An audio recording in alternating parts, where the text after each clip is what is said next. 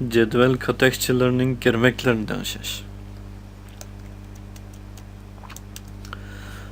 Adette biz cedvelge mazmun kirgizgan vaqtimizda cedvelning siziqlari bilan tekstning orliqida ma'lum orliq qolib qoldi. Shunday bo'lgan vaqtida tekstlarmi cedvelmi nihoyatda chiroyli ko'rindi. Albatta biz bu orliqlarni o'zimiz tanisha olamiz. Hozir bu cedvelga nisbatan cedvelning katiki cho'ng, xat kichik, shunga buni toza his qilolmaydi. Shunga biz bu bir katakni sal kichiklatib, ondan girvek unumini ko'rib boqaylik. Qaraydigan bo'lsak, bu yerda biz katakni garchi xili yaqin akagan bo'lsak-mu, eng kichik holatga kelsak-mu, buningki beshida va oxirida ma'lum o'rin qolib qolgan. Bu yerga tekst yozilolmaydi. Endi mushu joylarni qanday tanishaymiz degan vaqtida biz katakchi girveki knopkasini bossak bo'ladi. Ya'ni jadvalning ichida mouse bor vaqtda, ya'ni ma'lum katakda nur belgi bor vaqtda loyiha tizimligi paydo bo'ldi. Bu loyiha tizimligini bossak, bu yerda katakchi girveki. Bu dialogramkasi qaraydigan bo'lsak, katakchininki ustidan qanchalik o'rin qoldi, ostidan qanchalik, soldan qanchalik, o'ngdan qanchalik degandek uchurlar. Qarasak, usti bilan ostida buningki o'rin yo'q ekan. Shunga bu yerda masalan A harfi siziqqa tegib qolgan.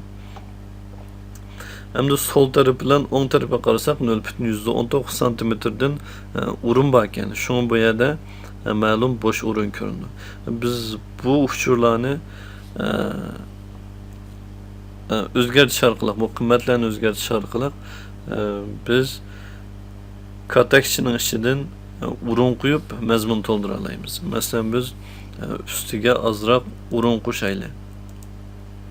0.12 santimetr. Ma'qul dedim. Qarasak bu yerda ma'lum o'rin ustiga qo'shildi. Hamda biz buningki ostiga qo'shib boqaylik va sol tarafiga jiqroq qimmat uraylik. Sol tarafining qimmatini oshiraylik. 0.15. Ost tarafiga 1 santimetr qimmatga eklaylik.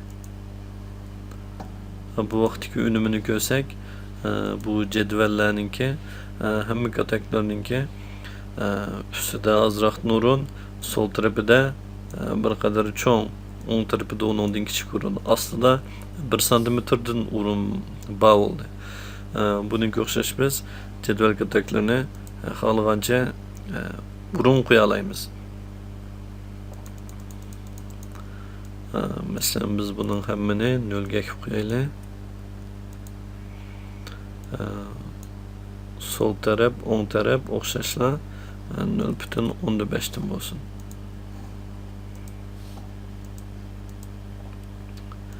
Yani biz ost üstün o'rin qo'ymadik, faqat o'ng soldan o'rin qo'ydik.